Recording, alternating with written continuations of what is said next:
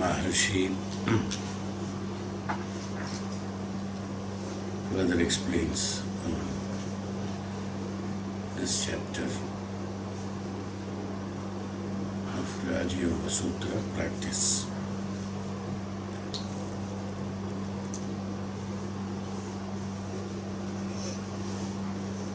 Fourteenth sloka explains Udana Jaya Jalapanka Pankandhakadit Aditva Adipva Sangam Utkrandischa Udana Jaya Jalapankan Jala Jaya Panka Kantha Udana Jaya Jalapanka Kantha Adityanga Utkrantischa.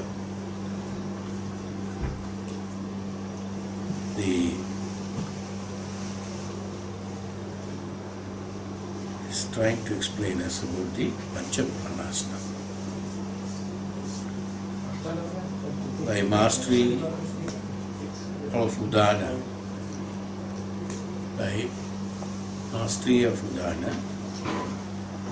comes levitation and the ability not to come into contact with water, maya, thorns, etc. Udana Jaya. That means winning over the Udana. Udana Jaya. Jala. Panka Kantha. Aditva Sankaha. Ukrandischa. Levitation, that means just going above the ground level, that means against the gravitational force. Udana is one of the type of pranas, we all know that. Apana, Samana, Dhyana, Prana, Udana, which is concerned with the pull of gravity. This power is available to the yogi in the last phases of their earthly lives. In a yogi, you must be careful. The power is available to the yogis in the last phases of their earthly lives, before merging with the self. It's not to be confused with hopping, ability to bounce, ability to fly, ability to walk on water. You should not mistake on that. Not a physical property of that. Ability of those things. During certain powerful pranayama exercises, this can be done. Many people do walking on the water, flying, and that's not. Here, what he speaks about Udana, even though the word levitation is used because physical upliftment, the physical activity also is known as levitation, no doubt about it. That means going against the gravitational force. Vedantically, we have to explain that. This is what we are coming to. It's a very big subject again. It's not a small thing that which can be done in few hours of explanation. It's not the ability to bounce about a foot above the ground during certain powerful pranayama exercises. These people do, many people do it. Some spiritual groups teach these exercises to beginners.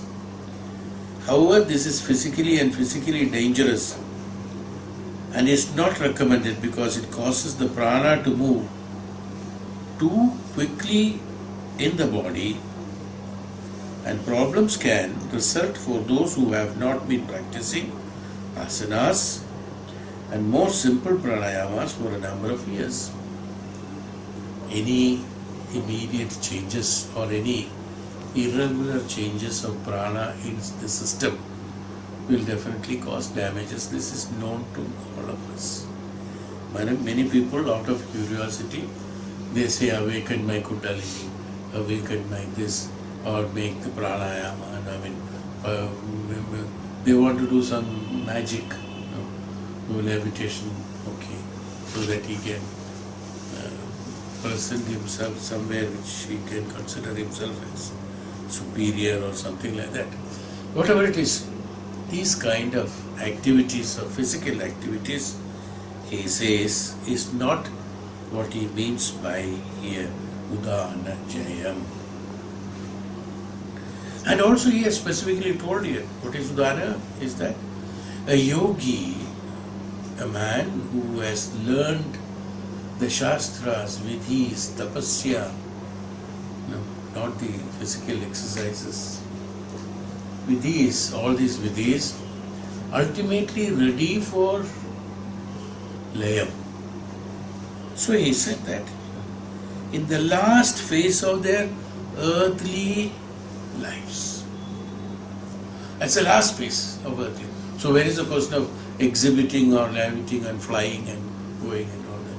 That itself is very explicit, clear that it is not meant for that. Udana is that Udana Jayam.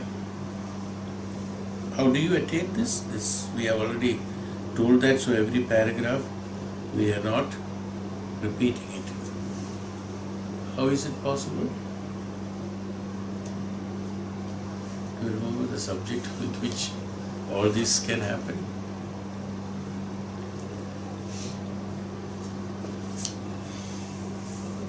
We are explaining so many things, so you forget the root. This 40 shlokas, from where it has started, from all these activities, last so many classes we are telling that so many things, Pratibha, Deya, Sattvam, Pratibha, Shravanam, Samadha, Usta, Vyavastha, all these things that you are able to do. On what basis? How do you come to this Udana Jayam? Samyamam. Absolutely right. A person who has understood and done samyamam. What is samyamam now? It is constantly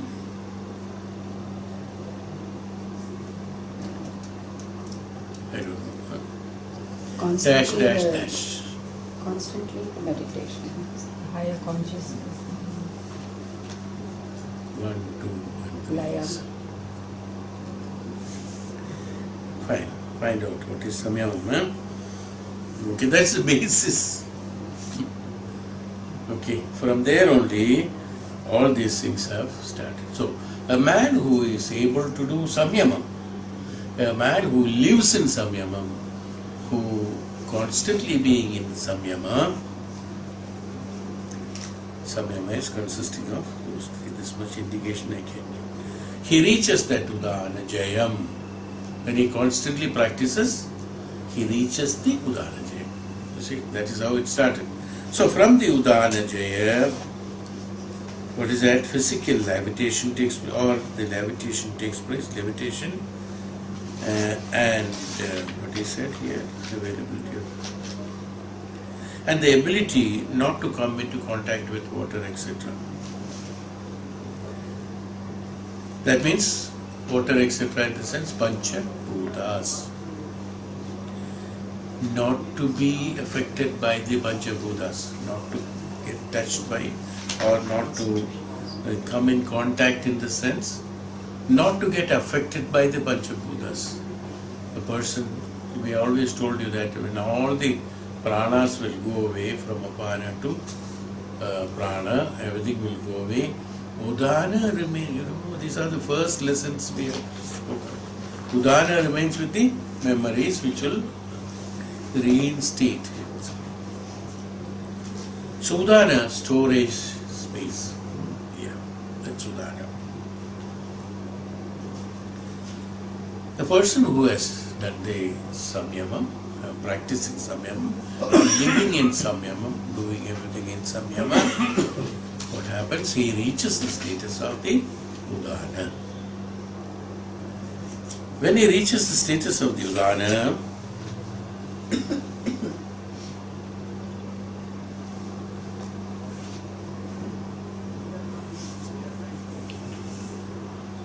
is samyam? Dharana and samadhi. Concentration, meditation and samadhi, constantly being in these three. That's why I said always three. So to be in that, when you be in that constantly, then you reach the status of the Udana Jaya. When you reach the status of the Udana Jayam, levitation takes place. Levitation in the sense that against the gravitational pull of the earth. Now what is the gravitational pull of the earth? We always consider as a physical property. Physical property is also there, no doubt about it. He goes above the ground, no doubt he doesn't get contact. What we have to understand here, ultimately a mukti or a moksha takes place to him. A person who is living in samyama, udana jayam. Other pranas we know during the physical practices, during the physical, that's why he is coming to that, samana jayam, udana jayam, everything is. But udana jayam is that which is done at the late. You get the result only after all the pranas are left.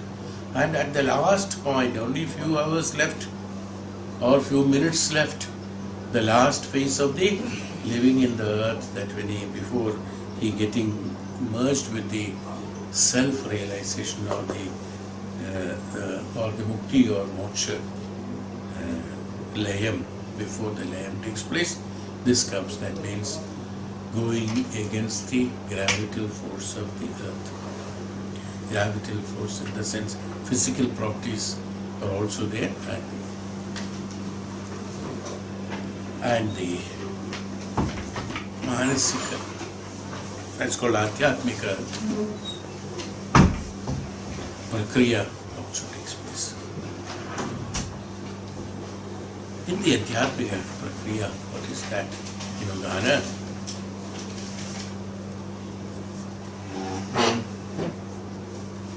How do we come in contact with the gravitational force? First of all, we have to understand that in order to release ourselves.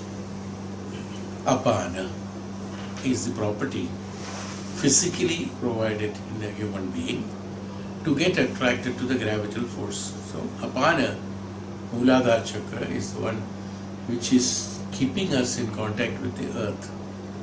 The moment, what are the properties of the Apana prana? How is the Apana prana stationed in the Mooladhara? As long as the Sharira, physical body, is concerned, the Apana has to be stationary there. Once in a while, what happens? We have awakening of the Apana Shakti. That means the awakening of Kundalini energy that takes place. It is from the Apana Prana. In Kundalini, one is known as the physical awakening, another is known as the spiritual awakening.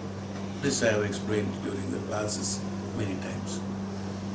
Physical awakening, as I told you, that it can happen. It happens every now and then it happens, whether you have practiced it or not. Whenever we are constantly being in concentration, physical awakening of Kundalini takes place. During meditation, without you knowing, the Kundalini awakens and the physical awakening takes place. So this physical awakening is a process which keeps on going day in and day out, number of times it keeps on going. Whether you practice, the ones who have practiced the awakening of Kundalini or the pranayama of the Apana to be awakening, to detach himself from the worldly matters, the Apana has to be detached from the gravitational force of the ground. The physical property, when I am talking about gravitational force is attracting the physical body to the ground, is one way, vyavaharika. What is paramartha? What is paramarthika? In paramarthika avastha, or Vedantically speaking, the properties or the quality or the qualifications or the qualities of the Apana or the Mooladhara is that to get attached and attracted to physical properties, physical activities. That means all the emotional attachment and activities in order to execute the karmas are created by the Mooladhara by getting attachment to the earth. If one is not attached to the earth, if apana is not there, attachment is not there, his functioning in the earth as a human being or executing his karmas will not be possible. That means contacting with the earth means, that is why first of all, when is this apana activated? Apana is activated only when the child is born, after 2 hours of the child is born and been in the ground. The child, as soon as he is born, it doesn't cry. Child is, the doctor takes or the whoever takes the delivery, you have to make the child upside down and pat at the Mooladhara. A tap, in the sense of physical activity I am talking about, it starts crying. This is how it starts first time. First time his attachment to the Mooladhara or to the apana, prana, awakening of the apana prana is there. Without pancha pranas one is not born. Apana prana is there. Awakening of the pancha prana is done first time. Only after that he cries. The first emotion after awakening of the apana prana or kundalini shakti or whatever it is, awakening in physically takes place, and the impact of that is in the form of emotional expression of crying. No. Dukkha. Representation, attachment. He starts the attachment from then onwards. The gravital force, what we are talking about physically, is Vyavaharika, and Adhyatmika or Paramarthika is that getting attachment to the world. Getting attachment to the world starts from that day, from when he starts crying. Getting attachment to the world in the sense, the world of activities. Which are the activities? All these activities. Kama, Krodha, Lobha, Moha, Madhavatsarya. These are the activities of the world. All the activities are consisting of Kama, Krodha, Lobha, Moha, Madhavatsarya, or some of them, or some combinations of them. Various combinations of them. The child, when it is born and the apana is awakened, and when it happens, he gets attracted and attached to the worldly objective experiences. The worldly objective experiences, the first impression that gets it, that crying. Crying is that undergoing the process of experiencing in the physical earth or the bhautika jivan is mainly through dukkha. Through dukkha only, we have explained about dukkha plenty times. Through dukkha, I am just classifying dukkha. Crying is not alone dukkha, it is not necessary. Crying is only an opening up of a prana in the lungs. Physically can say that. And the prana from the lungs is opened only when the apana is awakened. Till then, even though the body is consistent of the panchabhutas and panchapranas, is how a physical form of the body has been formed before birth itself. But after being born, these activation of the pranas are done by, except Udana, activation of the pranas done by the apana. So when the apana shakti is awakened, when the attraction and attachment towards the earthly being, bhautika jivan starts, then only this prana is necessary. Vyana is necessary. Samana is necessary. No?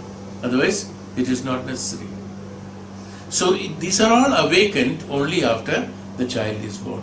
So the first prana that is awakened is not the breathing, it is the apana. Then he cries. That means the activity of the prana, which is here, which is prana, activation of the prana takes place when the awakening of the apana takes place.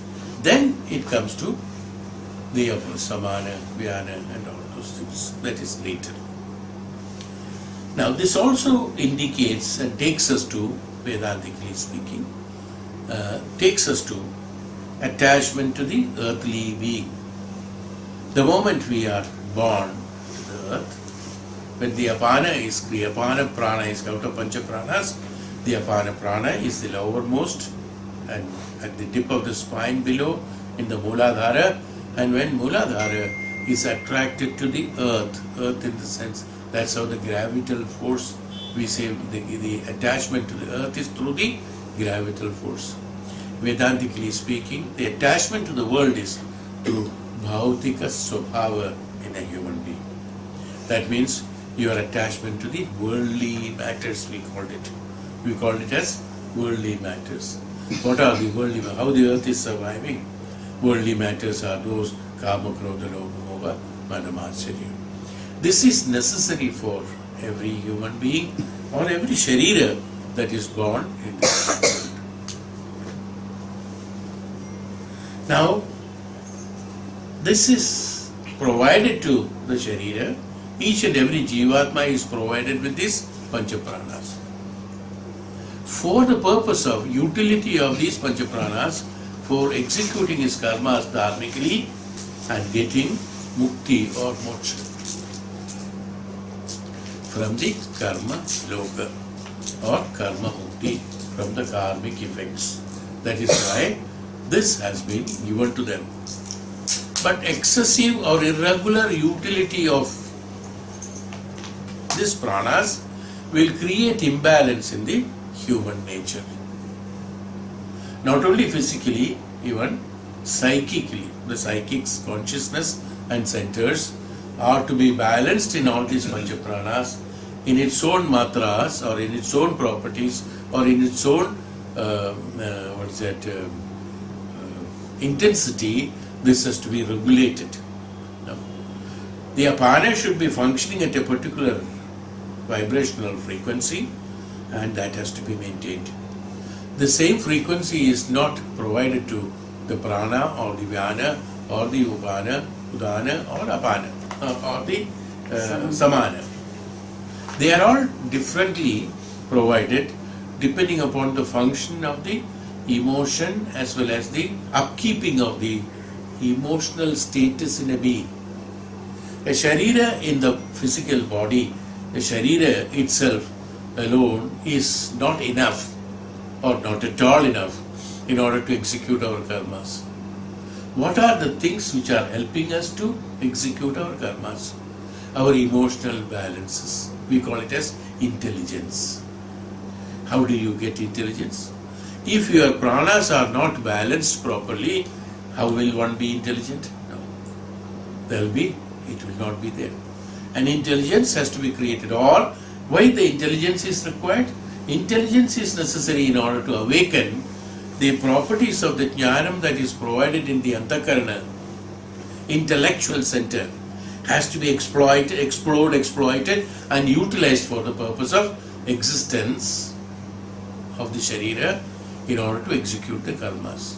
Unless the balancing of the pancha pranas and pancha tattvas and pancha bhutas are not maintained properly, the property of the intelligence or acquisition for the purpose of acquiring the sufficient jnanam from the intellectual center as well as from the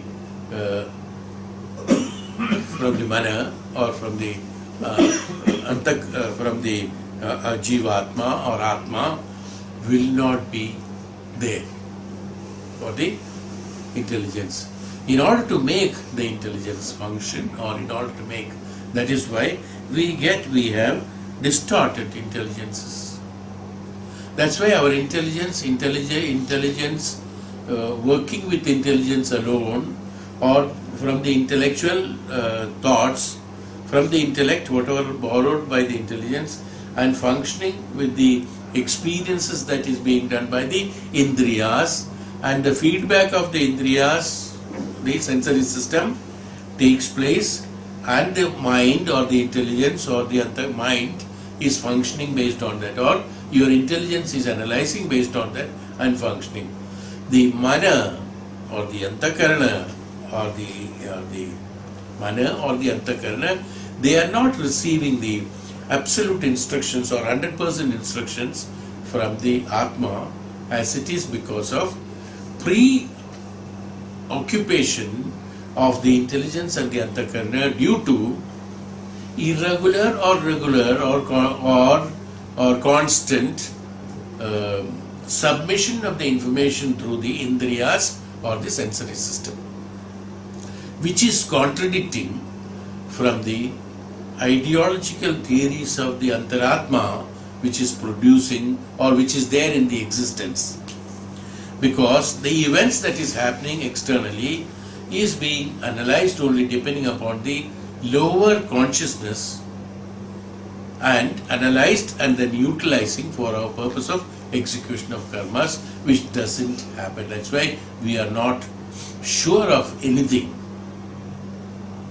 We are not sure of anything. If I take my hand and pick up this, I have an intention to pick up the flower, but by doing this activity, whether I'll be able to do it or not, I cannot predict it before. It's only assumption that I can pick up the flower. It's out of practices. Now can I pick up the flower or not? No, you don't know. You see, even that smallest thing, you do not know. If I drink the water, it will go down or not, you do not know. You think it will go down because of the previous practices, that's all. But now will it happen?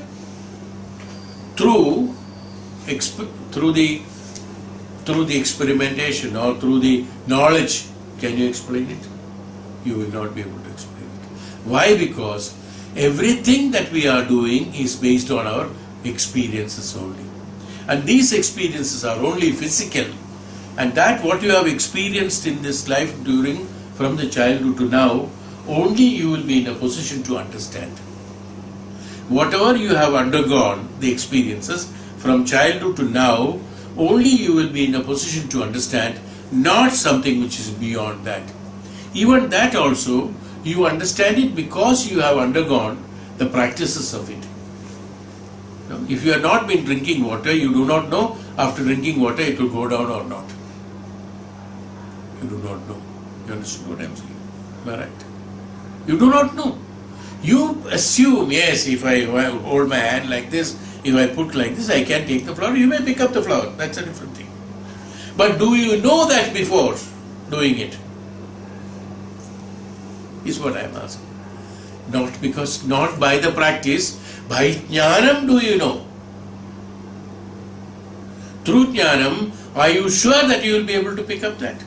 No. You understood what I am saying? Same way, are you sure that you will be leading your life in the right manner? And then compare. Now, come to the highest point of it. You do not know. Is why we have problems, because we don't know. We do not know anything. We are doing things out of routine practices that we are doing. So many people are doing so many other things which they had been practicing, which I cannot do. That which I am doing, others cannot do. What others are doing, we cannot do. Why it happens? They are all based on practices that you have been doing or experiences that you had been having on this city. That is, anybody can do it. Is any intelligence required for that? No. No intelligence is required. Only memory is necessary, that's all. What is the true intelligence? That's why it is known as Bodham. Buddhi and Bodham. Buddhi is a bifurcation from the Bodham. When I speak in Sanskrit, it will be much clearer, I think. Buddhi has to come from Bodham. Bodham is consciousness. utilizing the bodham, the consciousness, for the purpose of execution of karmas and existence of the physical body and mind and activities in the dharmic way is called buddhi. Utilizing the bodham for the purpose of this is called buddhi. That's why it is known as connected with bodham is buddhi. Buddhi is meant for an activity. Bodham is consciousness which is prevalent, which is existence, which is the tattva. The practicability, the buddhi is a tool. No? Buddhi is what? It's only a tool to use it. Bodham is consciousness. So buddhi has to derive the practical aspect of execution of karmas or anything for that matter has to derive from the bodham. It has to derive from somewhere. Buddhi has to derive it from somewhere. In the absence of abstraction from the bodham through the intellectual center, because of preoccupation of the buddhi, it doesn't get connected with the bodham and doesn't use that consciousness at all times. Is why we are unable to know things. How is it preoccupied? Preoccupation due to the information that is supplied by the indriyas and the sensory system. We are more into externalities or the physical activities. We remember only or believe firmly only by the externalities. Yesterday somebody was asking me if that is the case, why we have so much of emotions, and we have explained about this, how to use it, why we are doing this, making a mistake. Of not knowing it. Dhyanam is existence and prevalent. Nobody can change it because it's complete. No addition, no subtraction can be done to the Dhyanam. It's an existence.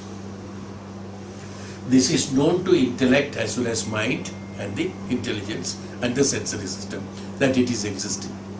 We can derive anything from that. No? We can derive anything from that at any point of time. This confidence of that, I am just personifying these organs just to explain it. Having no activity involved for the antakarana or the intellectual center and intelligence, when the existence of the consciousness is already prevalent, no experiment, no experiencing, no research has to be done. The activities of the intellect as well as the mana is no more there. It is idle. But they would like to have, its nature is to be active. Since its nature is to be active, it looks for activity. Mind and intellect and the bodham or the buddhi, not bodham, buddhi, the intelligence, look for activities. And activities are available only external to you.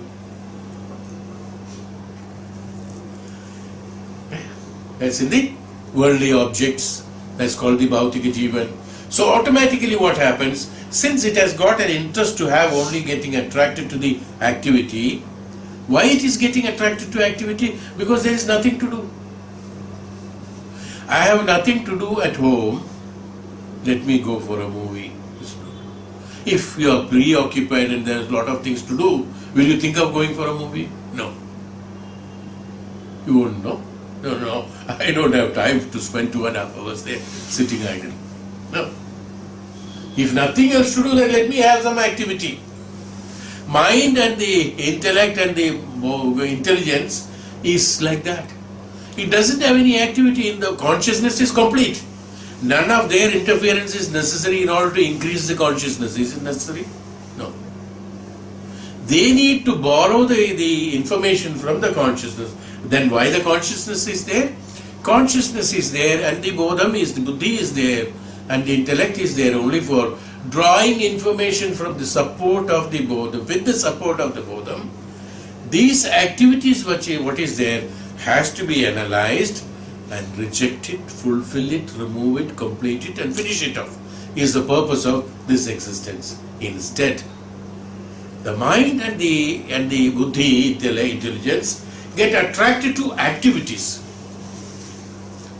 Even though initially as a child, in the childhood up to the age of 2, even though that intelligence and antakarana is utilizing the activity or absorbing the activity to the necessary concern, only for crying and sleeping and eating and that's all, for necessary things in life, taking the support of the consciousness, analyzing it and gets detached with that. They are totally isolated from the external world up to the age of 2. It is approximately on a thumb rule. It has been told up to the age of 2 because they are still aware of all that.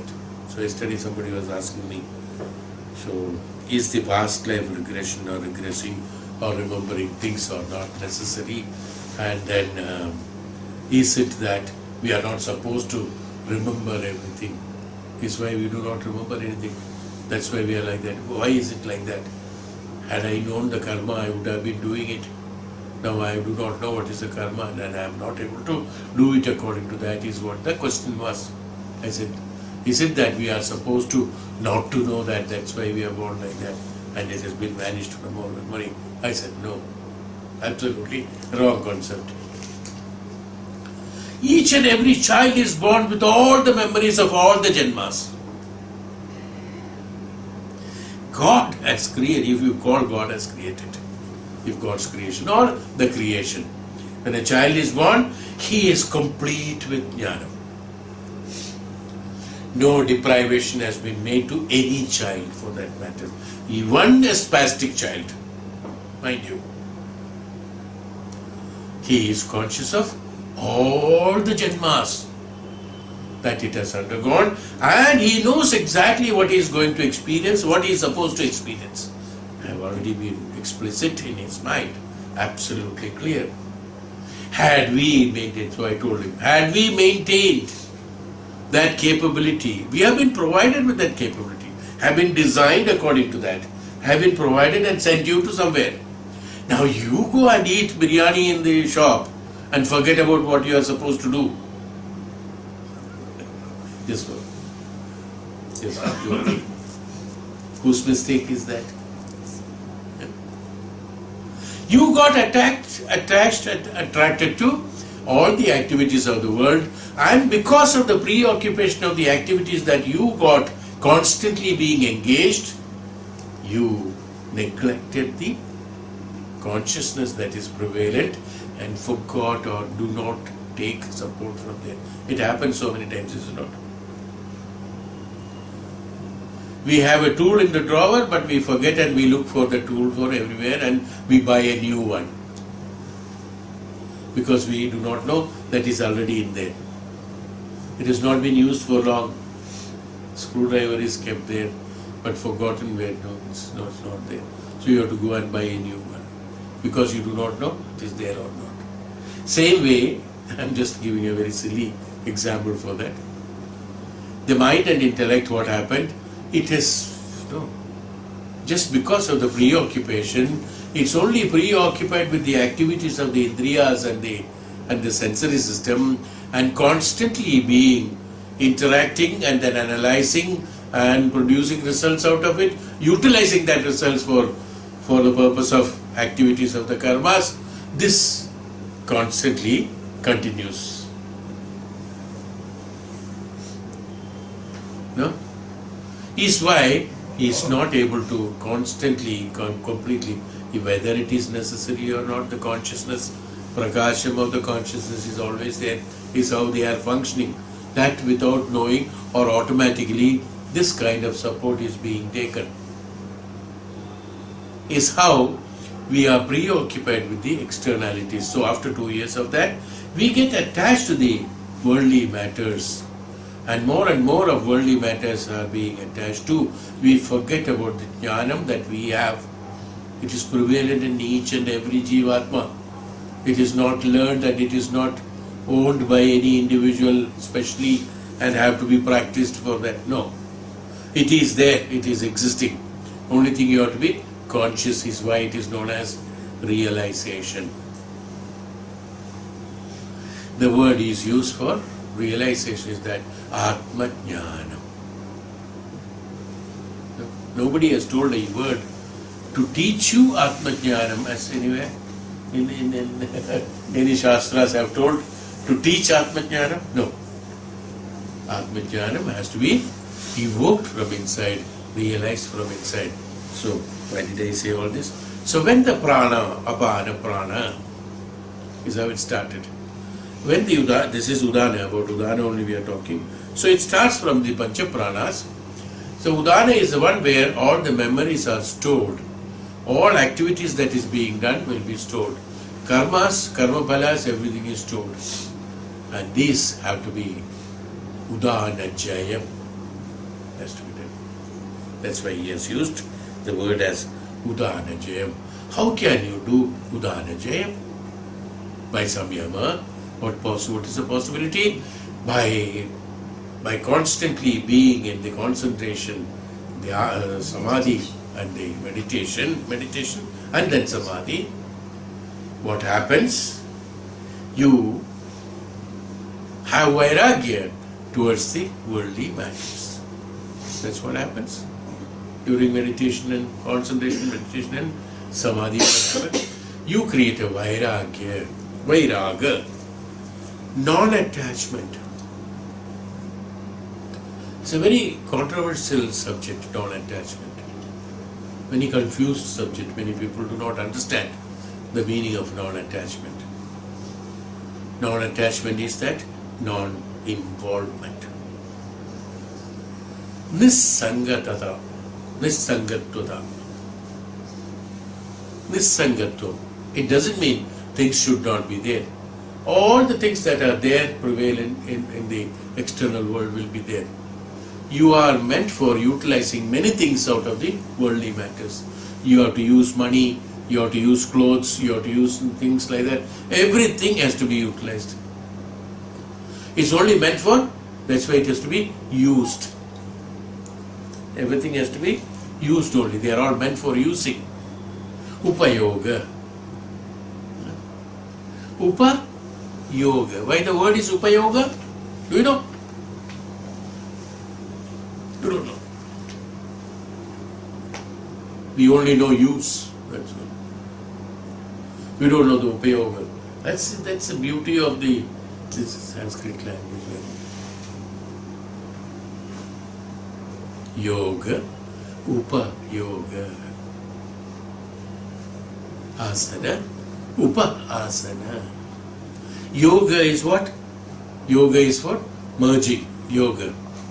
For that, the next step, below the step 1 step below is Upa Yoga. Upa Asana. Asana is the Guru sitting. Upa Asana, where the Shishya, the disciple sits. Upa Asana.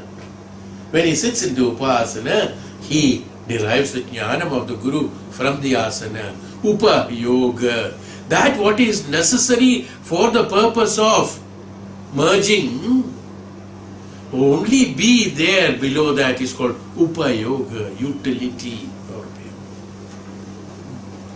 Look at the beautiful words they have created. We say it's without knowing commonly we say that Upayoga. That's Upayoga. Upayoga is what? Utility. It has been translated as utility. Utility. Also when we analyze it, let's analyze utility in terms of upayoga. Utilizing, using. That means not misusing, not misutilizing. Take the money and throw it for luxuries, misusing the money, use the money. Upayoga, same meaning comes to. Alright? You got it? Utility is that, oh, there is no use of that for me.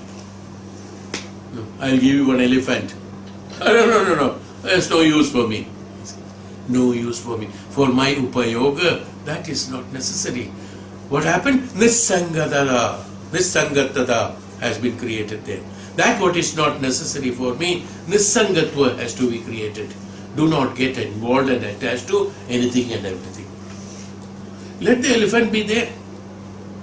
Why should I own it? Is it necessary? There may be so many things like that in the universe. Is it necessary to get attached to it? No. Nissangatva has to be created. Not only for, that's why it is known as Upa Yoga. In Upa Yoga, in only that is necessary for yoga, that has to be assimilated and understood and used for the purpose of upliftment. Dhyanam from the Guru, from the asana, is taken sitting in the upasana. The disciple receives the Dhyanam for the purpose of consuming it for getting layam. After having layam, Nissanga to the Dhyanam has to be created. Pronunciation of the Dhyanam has to be there. That is Upa Yoga for yoga. That's Upa Yoga. Got it? Anything, any pravarti, any activity has to be done with the Nissangatvata is called Nirmamatvam. When the Nissangatvata will come? Only when Nirmamatvam will come, then only Nissangatvata will come. Nirmamatvam is that not for the Swartha Bhava, no, for me. Having born in this universe, a Jivatma will survive till he finishes his karma. So not. If you misuse it, you suffer, that's all. Suffer in the sense, again, yesterday somebody was talking to me, dukkha, kashtam, perception of ours. We are born for experience, and we have already spoken about this subject, so I don't talk too much on that. Still, I will remind you, because you forget in between, no? The business of attachment of the materialistic values and glitter and glamour of attraction and attachment external to you, you forget about the Tattva Shastra, what we have undergone in a few hours of Upanishad classes. Let me remind you.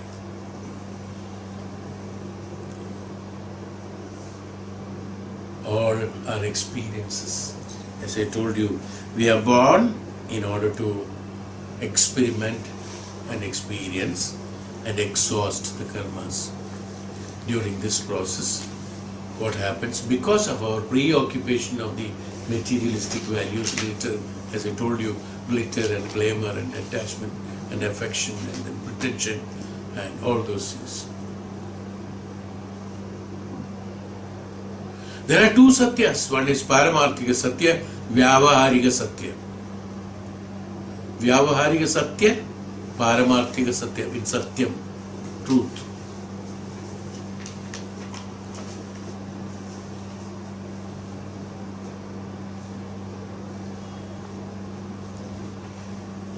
Paroksha Satyam, Pratyobhasana, in Satyam. Vyavaharika Satyam is totally different from the Paramarthika Satyam. Paramarthika Satyam is Satyam, that which is existence, that only Brahman is Satyam.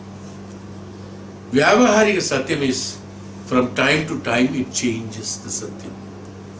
It's only to facilitate smooth functioning of the society. That's all. The Satyam here is not the Satyam in America. The Satyam here is not the Satyam in Pakistan.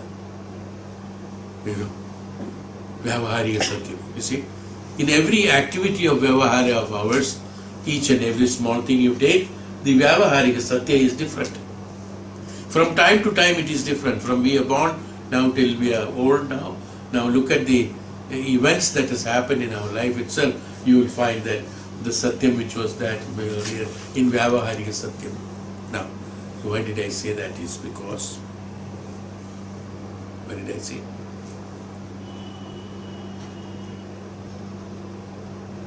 Is Vyavaharika and the Paramarthika activities.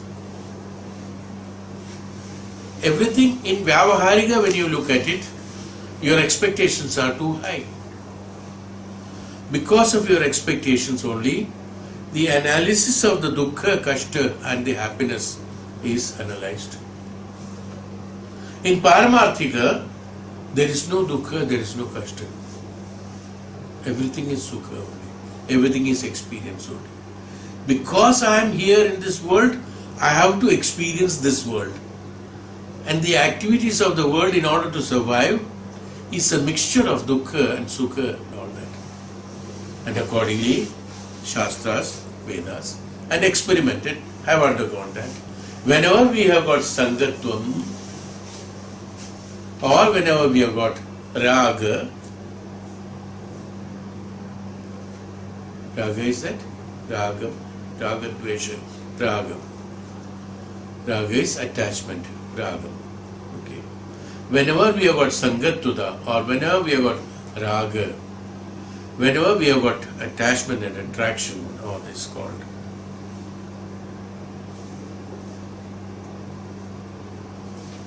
What happens? Our expectations during the function of the through the attachment goes whatever it is, X, Y, Z. Everybody has some expectation. I won't call it as high or low. How to measure? Your expectations are too high, somebody says. Somebody says expectations are too low. I don't know how to measure the expectation as too high and too low. No, I don't. Expectation is expectation. If somebody is expecting, if it is only that mathematical calculation of 1001 is as high and low, that's a different thing that I do not know. But then also it is different. One who is aspiring for 1000, I cannot call it as high expectation. That is also expectation. The one who is looking for 1 is also expectation. This is another expectation. This is another expectation. That's all. Where is the question of high and low? High expectation and low expectation. That's only a term, relative term used depending upon the practices that is around the society at that point of time. They are all very temporary. Everything is temporary. Our expectations are there whenever we are executing certain karmas. Now these expectations are, I told you about the clarity of that. Why I am saying all these things, in order to understand how we can do Udana Jaya. We have to come to Nisangatata, Niswartata. How can I become Niswartha? How can I become Nisangatva to the activities that I am doing? Sangatva or Ragam is coming, Ragadvesha, whatever it is coming only because of my expectations out of the karma that I am executing. An expectation of the karma should not be there. Or should be limited to that extent that you can consume it. In the sense, that expectation, if it happens, you should not be too glad and too happy and forget yourself. Or you should not become too sad and forget yourself. That which cannot be controlled or consumed by you should not be expected. Or the expectation, in one way. Or the expectation should be such that it should be in a position, you should be in a position to consume them and dilute them, accept them.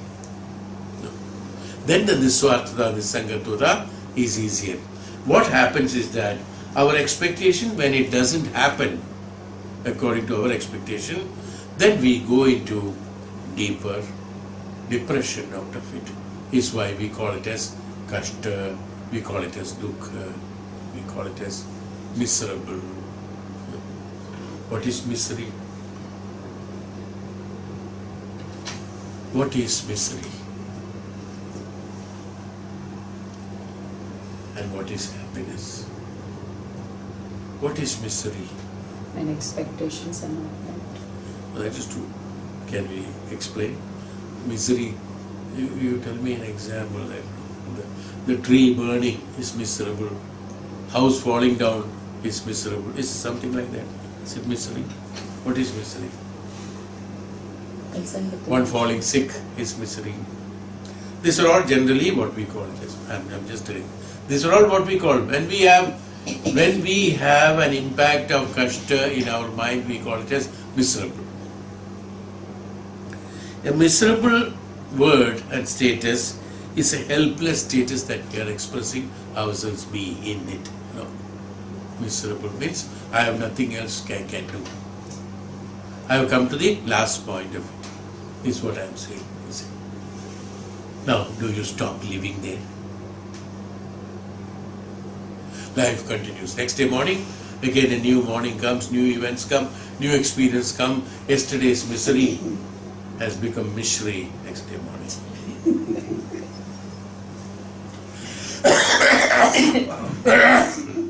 Enough?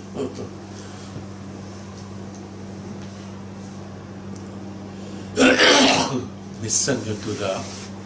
Why is it happening? You are just playing, gambling. Expectation itself is very unintelligent, unintellectual, unconscious status of impression that you are creating. Expectation. Anything to expect, you do not have a basis of it. You just expect it because you have a desire, so you expected it. There is no basis for that expectation. For any expectation, there is no basis. Only these experiences are there. If I walk 10 kilometers, I will reach there. Some destination point you will say. But I say if you walk 10 kilometers, you have walked 10 kilometers, you are covered 10 kilometers. That's all. But what is your expectation? If I walk 10 kilometers, I must reach such and such place. Suppose that you are not reached. I'm just telling an example which is it's not right, of course. You are not reached that, expectation, no. Half an hour I have walked. Definitely I must have covered 10 kilometers. But today that's why she is wearing a watch. So she knows that exactly 10 kilometers I have walked. Whether it's a half an hour or 45 minutes.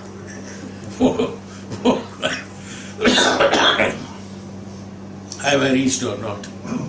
I have not reached. The basis is that I expect without only based on my desire.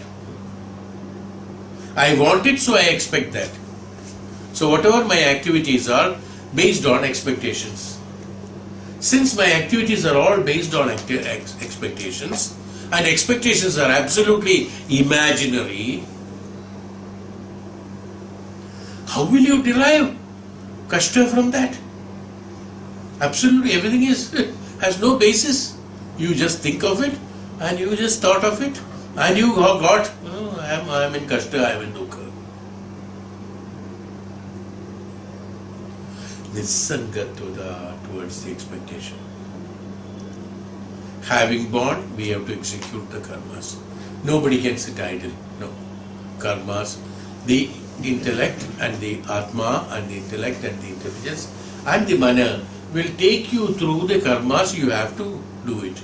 Every day morning you have to get up, brush your teeth, have your breakfast, have your lunch. You have to do it. You will do it. Automatically many things are being done which we do not know. They all have to be done, it will be done. Even if somebody gives you and make you sleep for 48 hours or 48 days, you will not be in a position to do it. You would like to have activities. You have to execute your karmas. The karmas, that's the nature of us. Because the prakriti has been created like that in us, that we have to execute our karmas, automatically we will get into it. But Nissangatudha has to be practiced. We are human beings, naturally living in the Bhautika Jivan. We have created certain habits of characteristics in us. Those habits have to be changed. That's all. Do not specify. These are the results that is to be derived. Dharmic way of living. That's why Shastras have to be learned. So, dharmic way of living. Execute your karmas according to the advices given by the Guru. Guru in the sense, the Dhyanam, the consciousness. Consciousness is the Guru. Based on that, various karmas we have to do. So many things we are doing. We are doing a business, we are getting profit, we are getting loss. Studying, so some people pass, some people fail. The ones who has failed has become greater people later in life. People who have passed have become poorer people. See, there is no relative term to whatever you have done, is what I am trying to tell you. It is not because of your failure that it has happened. No. Why did that man who has done the PhD and he was come first in the university did not get a proper job and he is suffering, sitting idle at home? Is not so many people there.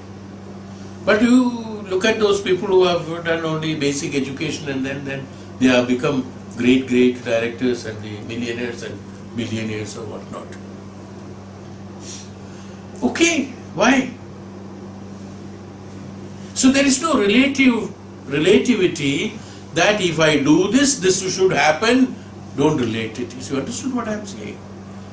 But our expectation is not that. Oh, he has done PhD, he should be getting that. See, our mind is set according to that. We always work on the expectation results of that. I'm just telling an example. Same way, in each and every activity of our life is like that. Our expectations takes us towards the blind alley, that's all. You will never find a path to go through that. Please don't do it. Execute your karmas dharmically, that's all. Execute your karmas dharmically, then you will have nissangatva to the what? Nissangatva, not to the enjoyment, not to the food, not to the clothes, not to the karmas that you are doing. Nissangatva with the results of karma or expectations that you are creating. Nissangatva with excesses of anything. Emotions are given for you to utilize them.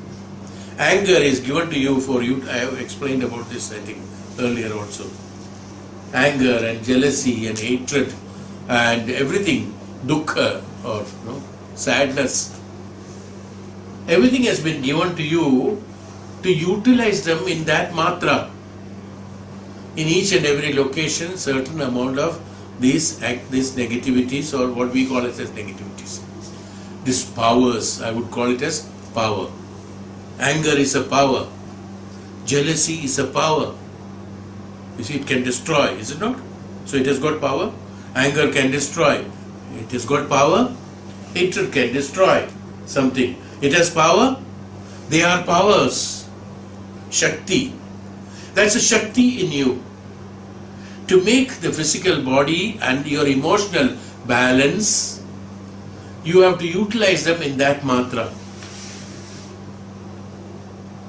You have to get angry. I told you also earlier also this. You have to get angry to those happenings which are not palatable for the yoga or for a yogi. You should get angry to that. That anger is that which will restrict you for not following that. That is my get angry to that. A bad habit, you should be angry with that. You should have anger. That anger is used for creating that activity of nissangatva towards that what is not necessary, is why anger is necessary. If one is not at all angry, he will get involved into everything, is it not? No. You should have anger towards the atrocities, towards the wrong things. I should have anger so that I do not get involved in it.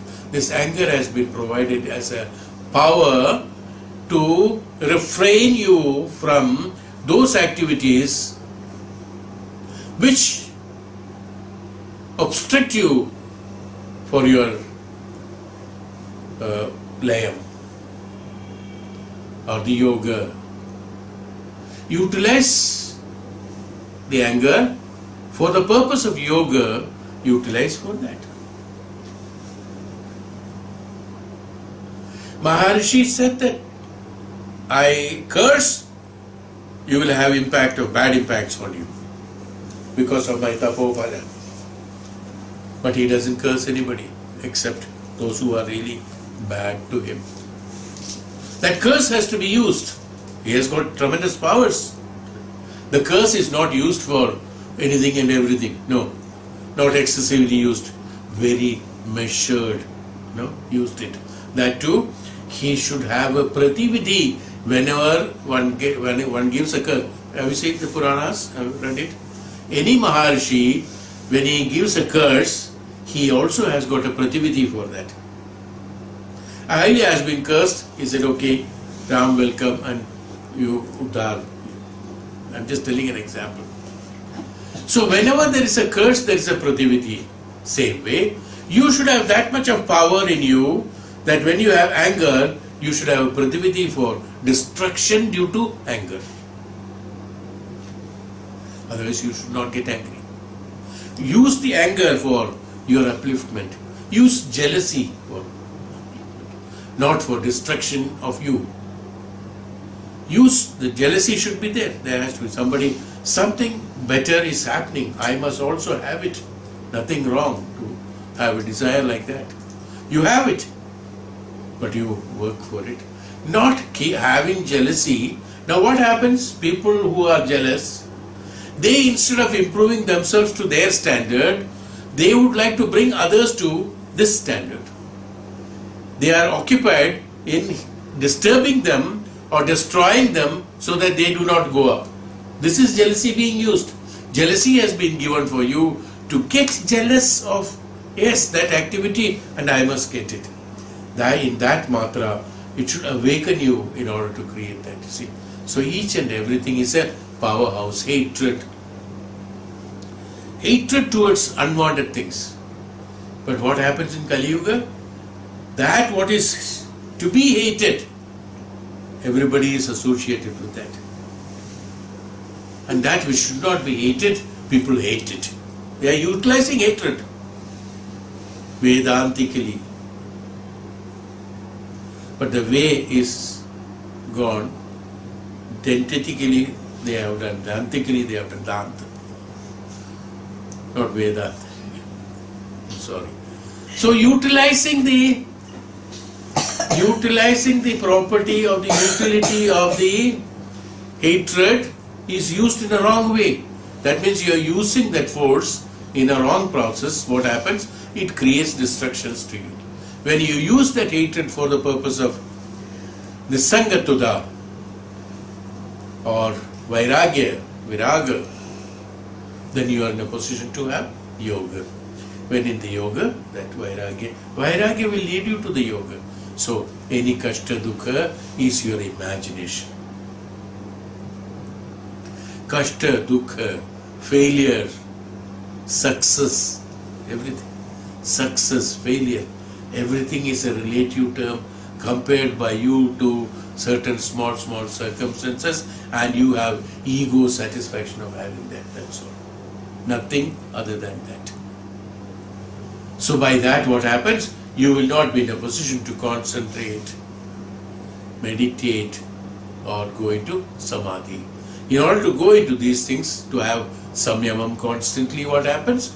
You have to have this sangatuda towards the activities that is being done by you in each and every field.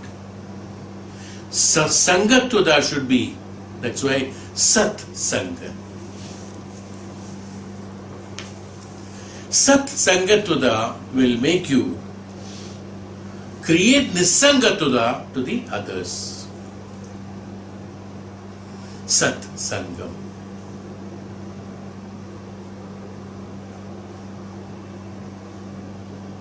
Sapta padadi nivesham, I told last time. Sapta padadi nivesham. When I told about the story of Savitri told, hey Yamaraj, hey Yamadharma, allow me to walk 7 steps with you. Sapta pada. Pada. Sapta pada. Pada means steps.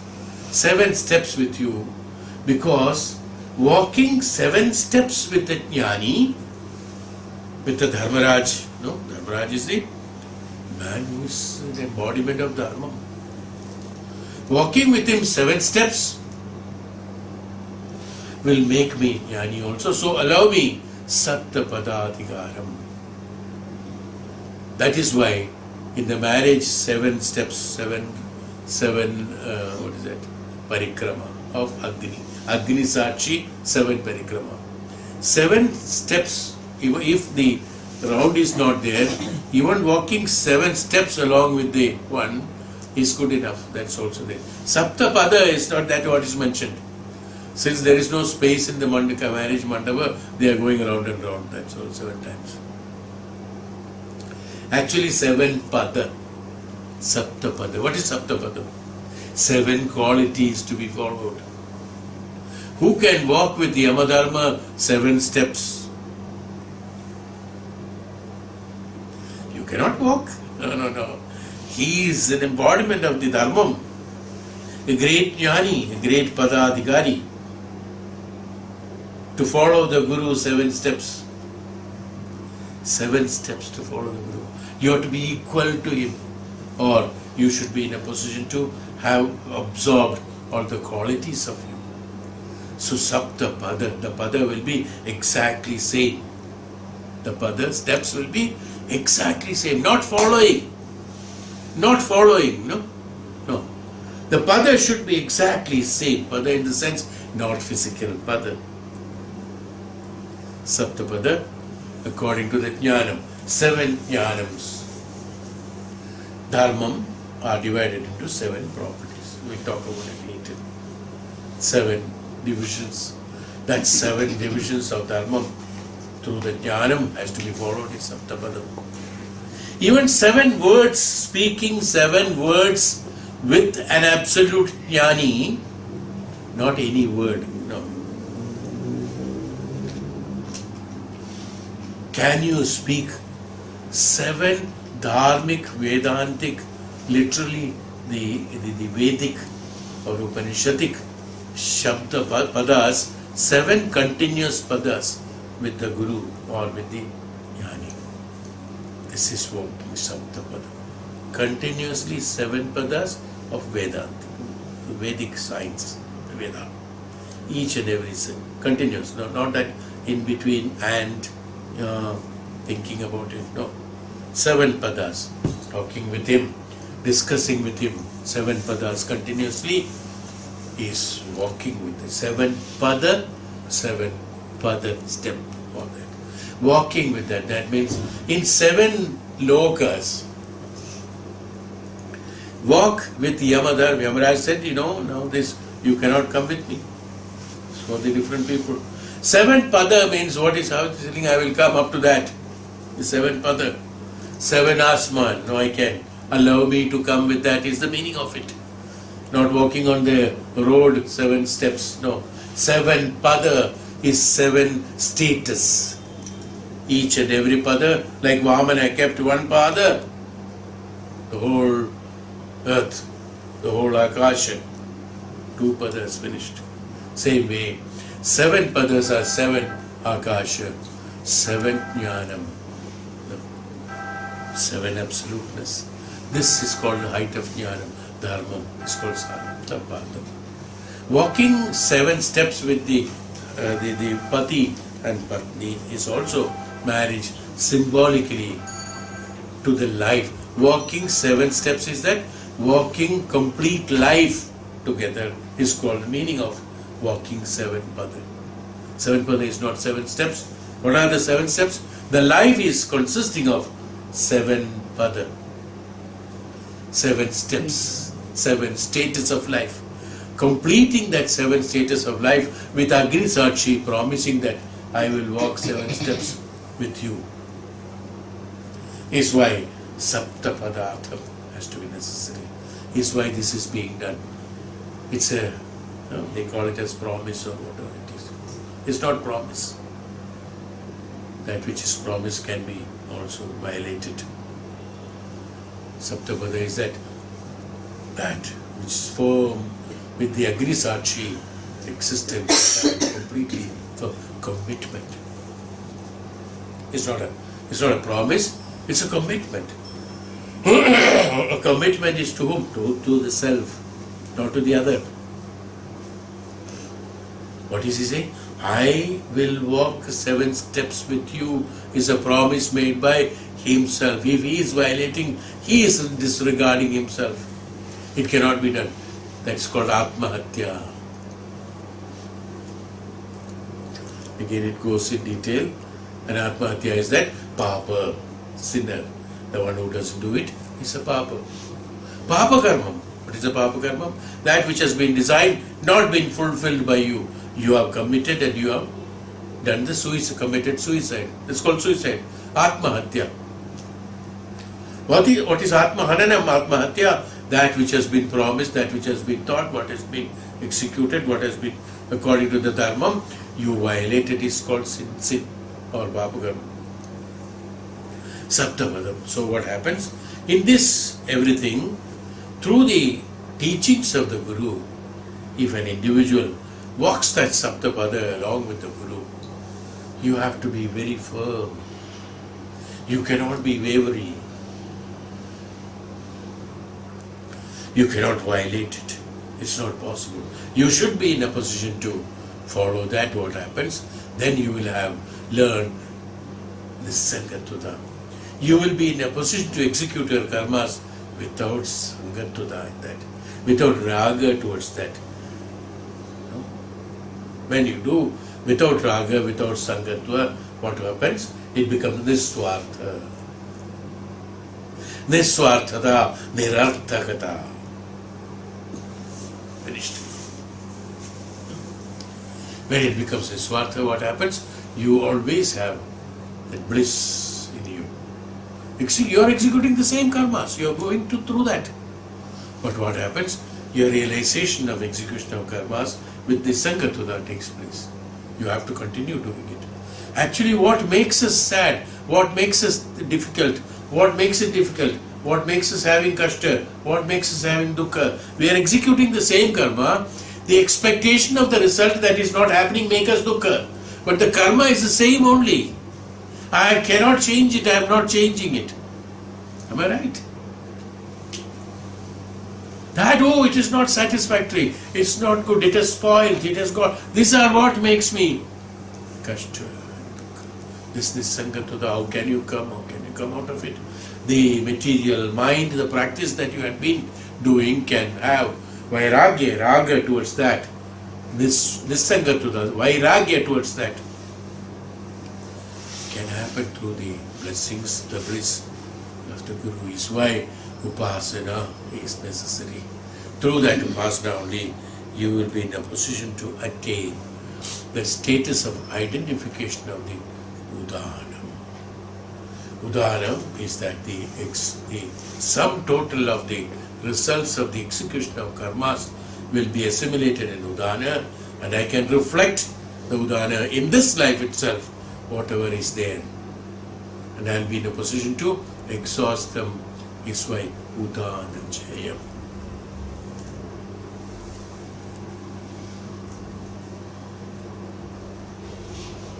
This prana, now what happens? Mostly like Duryodhana, even though Kauravas and Pandavas have practiced together with Guru Dronacharya, too much of closeness or the familiarity we talk with the Guru, Duryodhana, no? We have got 2 examples. I am giving you 2 examples. Too much of familiarity, it's not only for Kauravas, for Pandavas also. But Kauravas, Duryodhana, led by Duryodhana, has always insulted and neglected the Guru. No? Even in Mahabharata Yuddha you should know that he has blamed Guru, that you are a deceiver, you are standing in my side and favoring Pandavas, you are a cheat. To the Guru. Brahma Hatya Papam Yasati. This is what Duryodhana spoke. What happened? His familiarity towards the Guru has made him overconfident that he can do anything with the Guru. Is one side of it. This Sangattuda and the Ragam in life has made him, created him, absolutely attached to the materialistic external world as well as the Bhautika importance to him. So he has got the what do you call the importance of the Guru, or disrespect of the Guru also he did not bother. That's why he has to have so many curses on him. Even he did not follow his mother and father. Okay, there we come to this. That is one side. Another side also, they also had the familiarity with the Guru, Pandavas. How graceful they were. Each and every step, they were of high respect, high regard, high memory of Guru Vakya. Even Arjuna's, one of the Dukkha Vishada was, how will I, a man who has taught me, Brahmastra Vidya, how can I kill him? Krishna was his dukkha towards that. So much of reverence, regard, respect to the Guru, even after having so much of familiarity. The familiarity rather with Dronacharya for Pandavas has increased his respect and bhakti towards Dronacharya. They considered Acharya as Bhagwan. He is, because he is Brahmaputra only. Brahma's Putra, created only for this purpose. That's a different thing. Bhagwan only. But his concept of familiarity, what I am trying to tell you, the familiarity should make one more perfect of association, not like today, most of the 90% of the people, with the familiarity, they take for granted, like Kauravas. And the regard and respect, according to if there is any measure to that, is reduced day by day. Whereas in Pandavas, you look at it, they have increased it. What happens? Why this has happened? Here it is because of Swartada and Sangattuda this has happened. Here the reverence and respect has increased because of this Swartada, Nisangatva and Vairagya has made them much, he created that. So the more and more, see, the one which we are too familiar with, we should be highly respectable. Is it not to that? That which I do not know, even a glass I know where I hold it and how it will be when I drink the water from that. A new glass I will have to turn and twist and feel which position is comfortable to me and then glass. Is it not? Even to that extent. The one who are familiar with, you should have that respect, reverence, that. Rishi Pippala, when they taught those 6 students, we have told you about that Prashnoparishad. In the lesson 1, they said, Hey Maharishi. And in the 6th chapter, after 6th chapter, Hey Parampita, Parabrahman, Parampita, Parabrahma, Paramatma. They started seeing Paramatma in Rishi Pippala, an avatar of Bhagwan Shiva himself. So they could see Bhagwan when they started knowing about that. So the familiarity with Rishi Pippala, the student could see Bhagwan in him. Whereas others, the familiarity brought them down because of the Swartada and Ragam. That's why this has happened. So all these things what happened because of all this practice. Why did I say all this? So that a constant practice, all will help in making faith and constant practice, constant meditation, constant samadhi sadhana can be done based on all these principles. When you defy this dharmam, when you defy the brahmajnanam, when you defy these principles of the Vedantic principles of that Veda, how can you attain the samadhi? How can you attain the samyamam. So there is nothing, don't worry. Just execute your karmas dharmically. Everything I expect that it should happen like that. Create this sangatana towards those expectations which are not relevant. Or you should create, you should establish relevance to it. You should have calculation, mathematically prove that what you thought is right. Imaginary, they're all imagination. I should behave like this, they should behave like this, they should give this, that, they should not do that, they should do that, they should not do.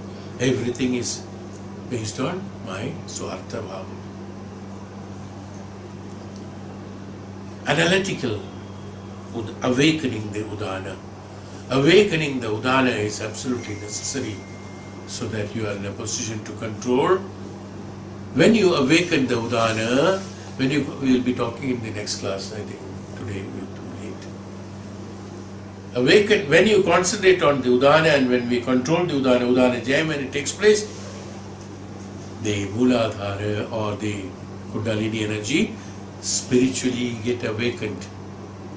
The Sangatudha, that means the gravital force that which is attracting you, anti-gravity force takes place, and you said the levitation of the what? Levitation of the apana takes place. That means attachment to the world, gravity is detached. Why?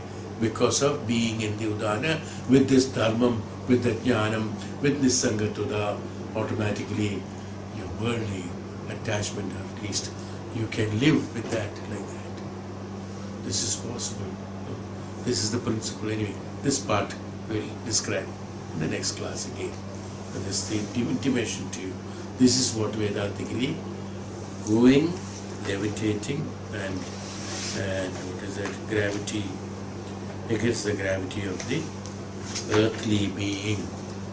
Gravity of earthly being is that gravity, a pull towards the Bhautika Jivan is gravity. It's also, when I am having attraction towards something, there is a pull to me, to that, is called a gravity.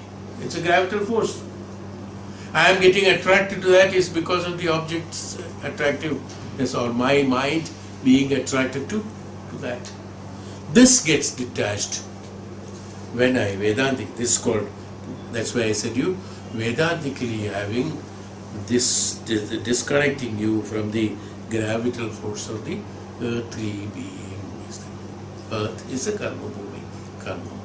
So this is how we come and be peaceful. Just be what you are. Just be what you are. Don't try to be somebody else. Just do what you are supposed to do. Just keep on doing it. Don't try to be a boss. Don't try to be a servant. Don't try to be a god. Don't try to be a mother. Don't try to be a son. Don't try to be somebody. This is the problem. We position ourselves, whenever our expectations goes, we position ourselves in different statuses. Just be yourself. Simple calculation.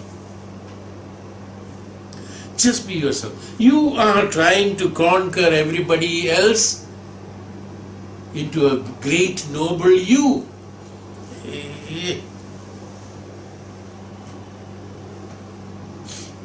No?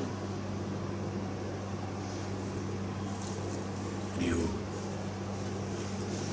Shambho Mahadev.